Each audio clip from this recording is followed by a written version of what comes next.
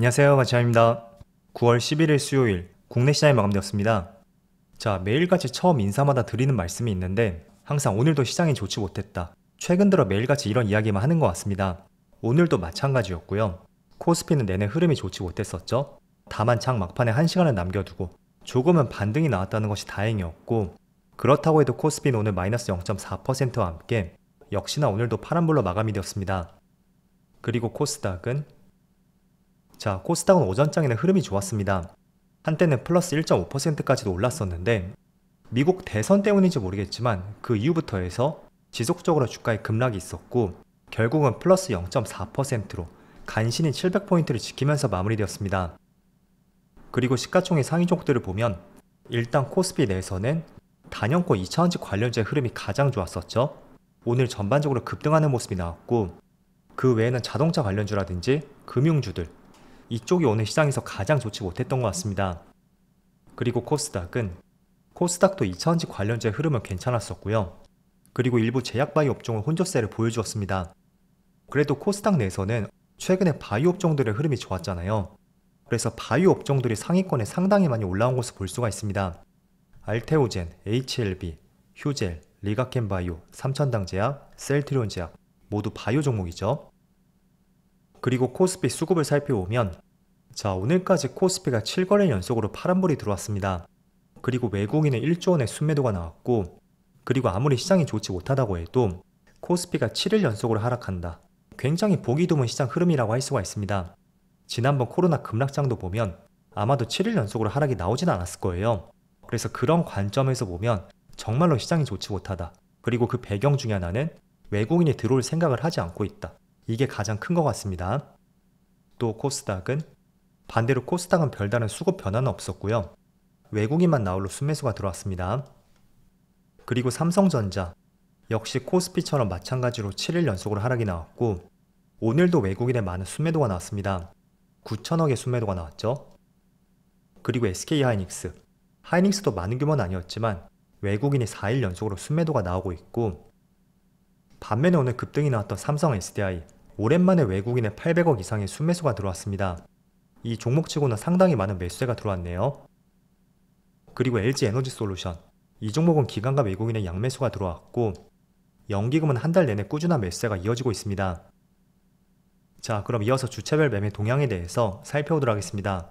9월 11일 외국인이 가장 많이 매수한 종목은 삼성 SDI, 현대일렉트릭, 포스코퓨처엠, LG에너지솔루션, 포스코홀딩스, 이렇게 순서대로 매수했고, 전반적으로 2차원지 관련주하고 전력 관련주를 가장 많이 매수했어요. 그 이유와 배경에 대해서는 바로 뒤에 말씀드려볼게요. 그리고 기관의 SK하이닉스, LIG넥스원, 포스코퓨처엠, CS윈드, SK이노베이션, 이렇게 순서대로 매수를 했습니다. 이어서 해증시를 보겠습니다. 우선 오늘도 몇 개의 종목을 제외하고 시장의 흐름이 그렇게 좋지 못했습니다. 하지만 전날의 미국 증시를 보면 다시 한번 일정 부분 반등이 나왔고, 지금 나스닥을 보시면 0.8%의 반등이 나왔습니다. 그리고 S&P500은 0.4%, 다우지수만 소폭의 약세름이 있었습니다. 다우지수는 아무래도 금융주죠. 어제 미국 시장이 금융주의 약세름이 있었고, 그게 아무래도 지수에 영향을 미쳤던 것 같습니다. 그래서 오늘도 국내 시장에서 많은 금융주들이 있죠. 특히 은행주를 중심으로 해서 굉장히 시장 흐름이 좋지 않은 것을 알 수가 있고요. 일단은 간단하게 말씀드린다면 금융주가 최근에 굉장히 많이 강세를 보였습니다. 일반적으로 기준금리가 내려갈 때는 기업들의 수익성 악화로 연결이 될 수가 있고, 그렇기 때문에 금리 인하 초기에는 굉장히 조심을 했어야 됩니다. 하지만 최근에 국내 시장에서는 대출 규제를 굉장히 조였었고, 또 저PBR 관련주로 분류가 되면서 은행주의 본질 외적으로 굉장히 기대감이 있었던 시점이었습니다. 그런데 어제는 미국 시장의 금융주의 급락이 있었고, 그 결정적인 이유는 바로 경기도나 우려감이었습니다. 그래서 앞으로 수익성이 많이 악화가 될 것이고, 때문에 JP모건은 5.1%, 그리고 골드만삭스도 4% 이상의 급락이 있었습니다. 그래서 그런 부분이 오늘 국내 시장에 더 영향을 미치는 것 같고, 대표적으로 신한지주가 지금 6% 급락이 나오고 있죠. 또 KB금융도 마찬가지로 7% 이상의 급락이 나오고 있습니다. 일단 차트 흐름을 보더라도 오전장부터 급격하게 주가가 밀렸어요. 제 경험상 오전장부터 이렇게 크게 밀렸다는 것은 앞으로 추가적인 하락이 나올 가능성을 예고한다고 할 수가 있고, 그런 관점에서는 최근에 아무리 대출 규제를 조인다든지 또 저PBR 관련주로서 주주 친화 정책에 대한 기대감이 있다고 해도 어쨌든 대세는 글로벌 흐름이란 말이에요. 대세가 지금 하락세를 가리킨다면 그 흐름 안에서는 조심할 필요가 있겠죠. 자, 이런 거죠. 아무리 개별주에 좋은 이슈가 있다고 해도 코스피 지수 자체가 급락한다면 그 개별 이슈도 시장을 이길 수는 없습니다. 뭐 짧게는 하루 이틀 정도는 이겨낼 수는 있다고 해도 전반적으로는 대세적인 흐름, 그 흐름을 이겨내는 종목들은 쉽지 않을 거예요. 그래서 그런 부분을 강조해 드리겠고요. 자, 그리고 오늘 밤에 소비자 물가지수 발표가 있다고 말씀드렸습니다. 9시 30분쯤에 발표가 될 것이고요. 예상을 하는 것은 2.6%에서 다른 곳은 2.8%도 있더라고요. 그래서 그 사이대로 예측을 하고 있고, 어쨌든 중요하게 봐야 되는 것은 지금은 과거와 달리 예상치를 하회하는 것이 오히려 좋지 않다고 말씀드렸습니다. 그게 경기 둔화 우려감을 나타낼 수도 있고, 최근에 국제유가도 굉장히 많이 빠지고 있단 말이에요.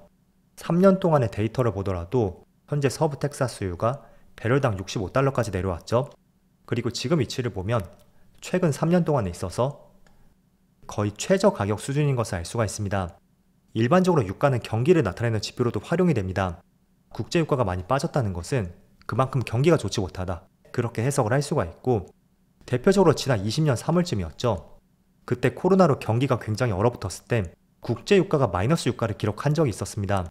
저도 그런 사례는 정말 태어나서 처음 봤었고, 아무튼 그런 맥락에서 본다면 지금 경기가 생각보다 쉽진 않구나, 이런 점들을 캐치해낼 수가 있고, 언제든지 경기 침체라는 이슈를 달고 주가를 뺄 수 있는 시점이다, 이 부분은 꼭 기억을 해보시면 좋을 것 같습니다. 자, 그리고 제가 놓쳤던 내용 중에 하나가 바로 오늘 아침에 미국의 TV 토론이 있었습니다. 지난 여름에는 트럼프하고 바이든의 TV 토론이 있었고, 그때는 트럼프가 굉장히 우세하게 나왔습니다. 때문에 트럼프 관련주에 조드름이 나왔다면 오늘 토론은 후보자가 바뀌고 나서 처음으로 열리는 토론이었어요. 그래서 사실 누가 잘했냐를 따질 때는 주식시장을 보는 것이 가장 정확하다고 생각이 됩니다. 저는 토론을 보지 못했습니다. 하지만 주식시장의 흐름을 봤을 때는 해리스 부통령이 토론을 훨씬 잘했다는 것을 알 수가 있어요. 자, 그 배경 중에 하나는 전기차, 재생에너지 관련주, 이쪽은 해리스 관련주죠. 반면에 조선, 방산, 원전, 그리고 재생에너지보다는 석탄이나 화석연료, 기존 에너지는 트럼프 관련주였습니다. 자, 그런데 오늘 주가 흐름을 보셨겠지만 2차전지 관련주가 굉장히 좋은 흐름이 있었고, 또 풍력 관련주라든지 태양광 관련주, 이쪽도 굉장히 좋은 흐름이 나왔습니다. 자, 그리고 교집합이 있을 거 아니에요. 아무리 후보가 다르다고 해도 공통적으로 겹치는 공약이 있을 겁니다. 그게 대표적으로 전력 인프라거든요. 올 초에 한 차례 시세가 분출이 되었고, 최근 들어 조금은 쉬었던 업종이라고 할 수가 있겠죠. 전선 전력 관련주도 굉장히 좋은 흐름이 나왔습니다. 그래서 지금 2차전지 관련주를 먼저 보면 삼성 SDI가 9% 급등이 나오고 있고, 또 에너지 솔루션도 5% 급등이 나오고 있습니다. 어제는 비교적 낙폭이 조금은 컸었잖아요. 그걸 모두 만회하는 흐름이 나오고 있고, 또 일봉상으로 보더라도 21선 근처에서 다시 한번 반등이 나오고 있습니다. 삼성 SDI는 살짝 깨고 반등이 나오고 있네요. 그리고 다른 2차전지 소재 기업들, 에코프로비엠이라든지 6%죠. 또 LNF 8% 급등이 나오고 있고, 포스코 퓨처엠도 7% 급등이 나오고 있습니다. 그리고 풍력 관련주 CS윈드가 11%, 현대에너지솔루션도 8% 급등이 나오고 있고, 또 태양광 관련주 하나솔루션도 7% 급등이 나오고 있습니다. 그래서 이런 주가의 흐름만 보더라도 오늘 토론은 해리스 부통령이 이겼구나, 이렇게 생각을 해볼 수가 있고, 그렇지만 이게 한쪽으로 완전히 기울었다고 볼 수 있는 것은 아닙니다. 단지 오늘만의 토론을 두고 말씀을 드리는 것이고, 물론 단기적으로는 조금은 추세가 이어질 가능성은 있겠죠. 하지만 너무 장기적인 관점으로서 이런 내용을 바라보는 것은 조금 어려울 수가 있고, 다만 업황 사이클 측면에서 봤을 때 지금 업황 자체가 굉장히 좋지 않단 말이에요. 하지만 항상 업황 사이클을 말씀드렸듯이 대체적으로 많은 업종들의 사이클은 4년 정도로 보고 있습니다. 그런 부진한 업황이 최소한 1년 6개월 정도 이어진다면 다시 한번 업황이 돌아설 수도 있는 충분한 시간과 모멘텀이 생길 수도 있으니까, 그런 관점에서는 저는 굳이 한 가지 업종을 꼽는다면 재생에너지보다는 전기차, 2차전지 관련주, 이쪽을 조금 더 긍정적으로 보는 것이 낫지 않을까 라는 생각을 말씀드리겠습니다. 그리고 최근에 반도체 관련주가 많이 빠지고 있잖아요. 그럼 빠져나간 수급이 분명히 다른 쪽으로 이동을 할 것이고요. 그게 어떤 업종이 될지 이런 것도 꼭 한번 생각해 보시면 좋을 것 같습니다. 사실 반도체에 대한 수급은 국내 전체 코스피 코스닥 비중에 있어서 4분의 1 정도가 반도체거든요. 그래서 비중 자체가 굉장히 크다고 할 수가 있습니다.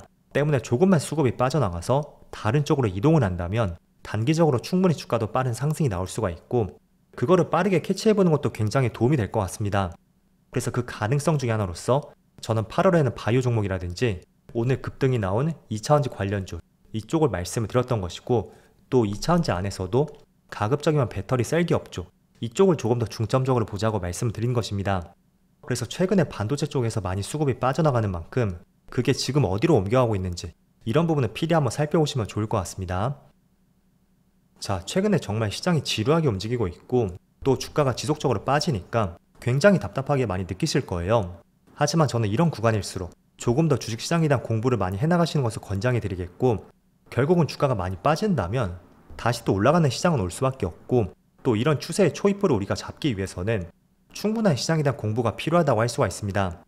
그게 부족하다면 오를 대로 오른 시장의 고점에서 또 이런 시점에서 매수를 할 것이고, 그리고 주가가 다시 빠진다면 지금처럼 시장을 떠날 수밖에 없을 거예요. 그래서 오히려 시장에 대한 공부는 하락장에서 하는 것이고, 다음번에 다가올 상승장을 위해서 조금 더 인내하는 관점을 가져보시면 좋을 것 같습니다. 자, 이게 주식시장만 해당되는 것은 아니고요. 저는 부동산도 마찬가지라고 생각이 돼요. 그래서 조금 더 시장을 인내해 보시고요. 항상 시장이 끝나고 나서 어떤 업종들이 많이 움직였고 또 그런 업종들의 수급은 어떻게 이동하고 있는지 이런 것도 지속적으로 한번 살펴보세요. 자, 어쨌든 오늘 나스닥 지수를 보면 이틀 동안 굉장히 짧은 단봉이 나왔어요. 그래서 이게 자칫하다가 조만간에 또 한 번의 음봉이 나올 가능성도 있고, 그런 부분은 우리가 충분히 사전에 인지할 필요가 있습니다. 그래서 오늘 밤에는 특히 미국의 CPI 지수 발표도 있는 만큼 이번 주에 있어서 조금 더 중요한 시점이 될 것 같습니다. 그래서 오늘 밤에 미국의 CPI 지수를 한번 살펴보시고요. 또 오늘 오전에 미국의 토론이 있었던 만큼 그 토론에 대한 시장의 해석, 그것도 주식시장의 변동성을 야기시킬 수도 있으니까 특히 오늘 밤은 미국 시장을 한번 잘 살펴보자 라는 말씀을 전해드리겠습니다. 자, 그럼 오늘도 무더운 날씨가 지속되었는데 다들 건강 유의하시고요. 오늘 영상은 여기서 마치도록 하겠습니다. 그럼 편안한 저녁 되시고요. 저는 내일 영상에서 다시 찾아뵙도록 하겠습니다. 감사합니다.